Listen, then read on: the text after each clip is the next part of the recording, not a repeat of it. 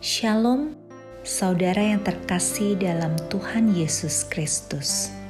Selamat pagi dan selamat datang dalam Renungan Harian Kristen Morning Hope. Kiranya saudara dalam keadaan yang sehat, dipenuhi oleh sukacita dan damai sejahtera. Hari ini kita akan merenungkan kebaikan Tuhan di dalam hidup kita melalui firman Tuhan. Dan kiranya firman Tuhan senantiasa menjadi kekuatan kita dalam memulai dan melakukan segala kegiatan kita di sepanjang hari ini. Namun sebelum kita merenungkan kebenaran firman Tuhan, mari kita berdoa. Bapa kami yang di surga, Bapa yang kami muliakan dan kami sembah dalam nama Yesus Kristus. Kami mengucap syukur untuk hari yang baru ini. Kami juga bersyukur untuk pemeliharaan, kekuatan, kesehatan, serta anugerah yang telah Engkau berikan. Bapa kami yang di surga, kami menyerahkan ke dalam tangan-Mu segala apa yang kami lakukan di hari yang baru ini. Kiranya Tuhan memberkati dan menyertai segala kegiatan yang kami lakukan sepanjang hari ini. Bapa kami yang di surga, sebelum kami beraktivitas, kami mau merenungkan firman-Mu. Kiranya Tuhan yang memimpin agar kami semakin mengerti firman-Mu dan juga dapat melakukannya dalam kehidupan kami hari ini. Terima kasih ya Tuhan, kami menyerahkan semuanya ke dalam tangan pengasihan-Mu. Dalam nama Tuhan Yesus Kristus, kami berdoa. Amin. Suatu ketika, saya melihat dan mendengar seorang anak berkata seperti ini, "Bosan nasihat, dan nasihat melulu." Demikianlah bentak anak itu kepada ibunya dengan nada ketus sambil membanting pintu kamarnya. Lalu, apa komentar saya terhadap sikap anak ini? Tentu saja timbul amarah dalam hati saya. Dan tentu saja, tanpa basa-basi, saya pun memarahi anak yang tidak berbudi ini. Setelah saya memarahi anak tersebut, saya kembali terdiam, merenungkan apa yang telah saya lakukan.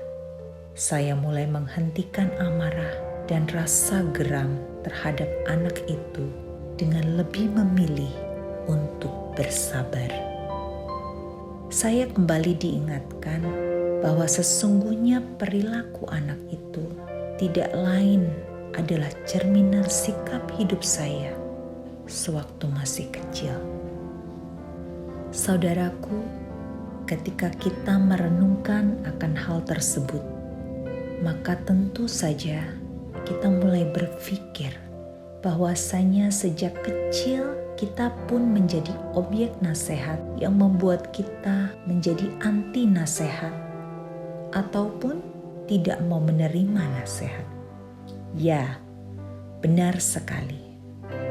Seringkali kita tidak suka dinasehati. Kita lebih suka melakukan apa yang kita ingini. Kita lebih nyaman menjalani hidup dengan cara kita sendiri. Akan tetapi, mau bilang apa lagi, itulah fakta dari sebuah kehidupan yang harus kita lalui dan jalani, di mana kita harus selalu siap sedia untuk menerima nasihat. Entah itu nasihat dari orang tua, guru, teman, termasuk dari Tuhan sendiri. Saudaraku, tahukah kamu bahwa tidak ada orang yang dapat menghindari nasihat? Untuk melarikan diri dari nasihat tidak mungkin. Karena itu, hanya satu yang bisa kita kerjakan, yaitu kita harus memandang nasihat itu dari sisi yang berbeda. Sisi berbeda yang dimaksud adalah marilah mulai menikmati nasihat-nasihat yang diberikan kepada kita. Mulailah untuk menerima setiap nasihat yang diberikan dengan pikiran yang positif dan hati yang tulus, agar hidupmu mengalami kedamaian dan juga keberhasilan. Ya, nasihat sangatlah diperlukan dalam kehidupan kita.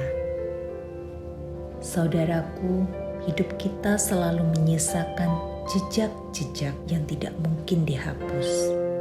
Ada jejak yang menuju kehidupan, ada pula jejak yang menuju kehancuran.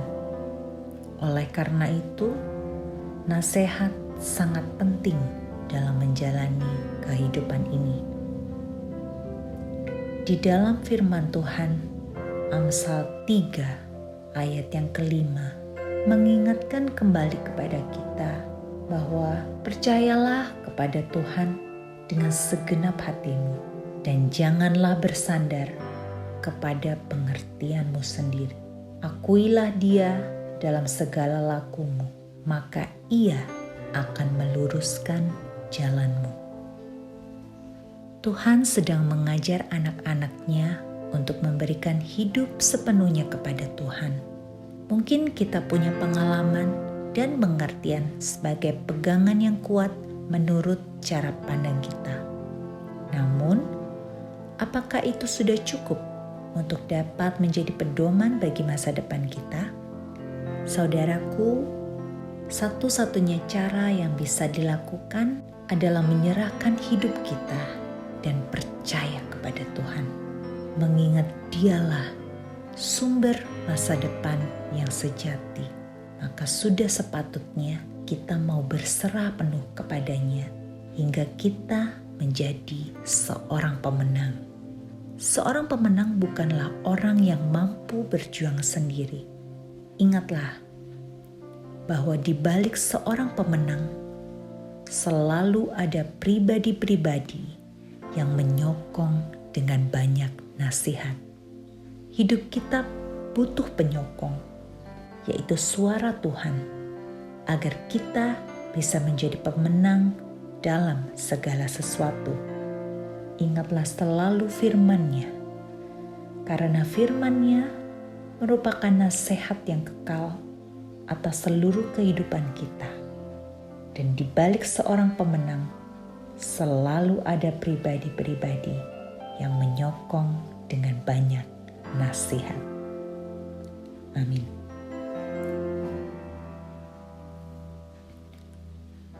Bapa kami yang di surga, Bapa yang kami muliakan di dalam nama Tuhan Yesus Kristus. Kami bersyukur atas segala nasihat-nasihat yang Engkau berikan kepada kami lewat firman-Mu untuk mengarahkan, menuntun, membimbing kami kepada jalan yang benar. Dan ajarlah kami untuk mampu melakukan firman-Mu dalam segala aspek hidup kami. Terima kasih Tuhan.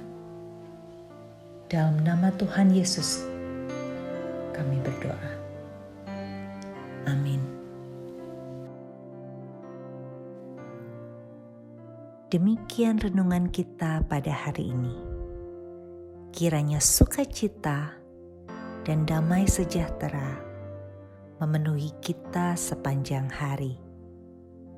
Tuhan Yesus memberkati. Shalom.